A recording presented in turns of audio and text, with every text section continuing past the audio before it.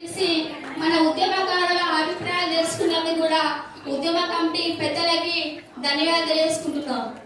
మరి అందులో ముఖ్యంగా మహిళలు ఇంక్లూడ్ లేదని ప్రతిసారి వాట్సాప్లో పెడుతుంటే కూడా మళ్ళీ కూడా ఒకసారి గెలవించడం జరిగింది. మనను మన్నించి మహిళలకు ఈ రోజు కేటాయించినందుకు కూడా వారికి వందనాలు చేసుకుంటున్నాను.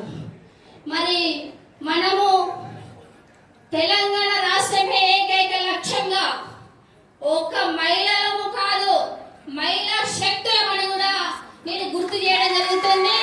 ఎందుకంటే తెలంగాణ రాష్ట్రమే ఏకైక లక్ష్యం అని మనందరము కూడా 14 సంవత్సరాలు ఏకదాటిగా పోరాటం చేయడం జరిగింది.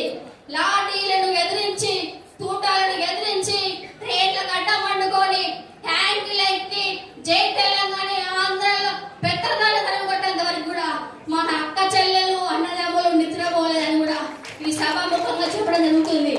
అంతేకాకుండా కూడా ఇదే అక్క చెల్లెలు తెలంగాణ సంస్కృతి సాంప్రదాయ పద్ధతిలో బోనాలు బతుకమ్మలు కూడా రోడ్డు మీద పెట్టి కూడా జై తెలంగాణ కూడా గొంతు విరచడం జరిగింది. ఈ రోజు కూడా మా ఉద్యమ కమిటీ అన్నలకు కూడా మా అక్క చెల్లెలందరం కూడా బతుకమ్మ బోనాలతో వారికి స్వాగతం చెప్పడం కూడా జరిగింది. ఇంతేకాకుండా కూడా మరి మా అన్నలు ఎప్పుడు మీకు ఏం కావాలని మనల్ని అడుగుతున్నారు. మా అక్క చెల్లెలకు ఎంత ఇచ్చినా కూడా తప్పుగా భావించదని మేము విన్నపించుకుంటున్నాం. ఎందుకంటే ఆకాశానికి భూమికి నిలువెత్తైన ఆడబిడ్డలం మేము. ఇళ్ళల్లో సవరించుకొని, ఇళ్ళల్లో పిల్లల్ని బడికి పంపుకొని, ఇళ్ళల్లో పిల్లలను ఇంట్లో తాళం పెట్టుకొని గలవిప్పిన మా మహిళా మండలం ఒక రాణి రుద్రమదేవి, వారసులం, ఒక సమ్మక్క సారల మా బిడ్డలం, ఒక తెలంగాణ మహిళలం అంటేనే ఒక శక్తులం అని కూడా మేము విన్నపించుకోవడం జరుగుతుంది.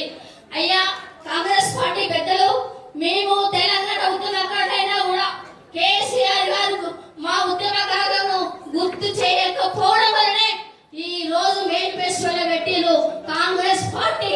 ఇలా సోనియమ్మ ఒప్పించి మెప్పించి మా తెలంగాణ రాష్ట్రాన్ని సాధించి మా చేతిలో పెట్టిందని కూడా సోనియమ్మ గారికి మాట్లాడిన తరపున మా తరపున వారికి ఉద్యోగాలు చేసుకుంటున్నానమ్మా. సోనియమ్మ మీ రుణం మర్చిపోం. ఆ రోజు కూడా సుష్మా స్వరాజ్ కూడా గలం ఇప్పడం జరిగింది. మన తెలంగాణ చిన్నమ్మని కూడా మనం పెట్టడం జరిగింది. పాపం ఆమె ఎక్కడ ఉందో గాక మీనా కూడా కుమారి కూడా మనకు సహకరించింది. ముఖ్యంగా చెప్పాలంటే మన సోనియమ్మ రుణం తీర్చుకోవాలి. ప్రతి తెలంగాణ ఆడబిడ్డల ఇళ్లలో కూడా ఆమె ఫోటోలు పెట్టుకోవాలని కూడా ఈ సభాముఖంగా తెలియజేయడం జరుగుతుంది. మాకు ఫస్ట్ తెలంగాణ ఆడబిడ్డలని గుర్తింపు గౌరవించాలని మిమ్మల్ని కోరుకోవడం జరుగుతుందన్న. ఫస్ట్ ఉద్యమకారుడని మాకు గుర్తింపు, ఒక గౌరవ పదం కల్పించండి. మేము ఇల్లు పోగొట్టుకున్నాం, జాగాలు పోగొట్టుకున్నాం, లాఠీలకు దెబ్బలు తిన్నాం, జైలు జీవితం అనుభవించడమన్నా మేము ఎంత చెప్పినా తప్పే అన్నా. మా ఆవేదన గుర్తు చేసుకోవడం మేము ఆవేదన పడడం కాదు, మేము ఆలోచపడమే. మాకు రక్తం ఉడికిపోతుందన్న. ఎందుకంటే ఎంతో కష్టపడి తెలంగాణ రాష్ట్రమే ఏకైక బలమని మేము ఆ నినాదాలు పట్టుకొని జైలు జీవితం కూడా అనుభవించామన్నా.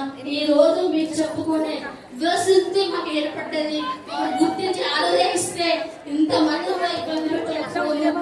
కాబట్టి మాకు మీ మొక్కలన్నీ కూడా కరువైపోయినాయి. ఆడపిల్లలు చదువుకొని కూడా రోడ్డు మీద ఉన్నారు.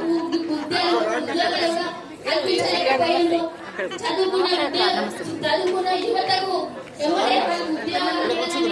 మా మహిళలకు కూడా ప్రత్యేక సంక్షేమ బోర్డు పెట్టి కూడా మా మహిళలకు కేటాయించాలని ఈ రోజు మాకు ఇల్లు సాధించి ఆ స్థలాలలో కూడా ఆడబిడ్డలకు ఇల్లు కట్టేయాలని.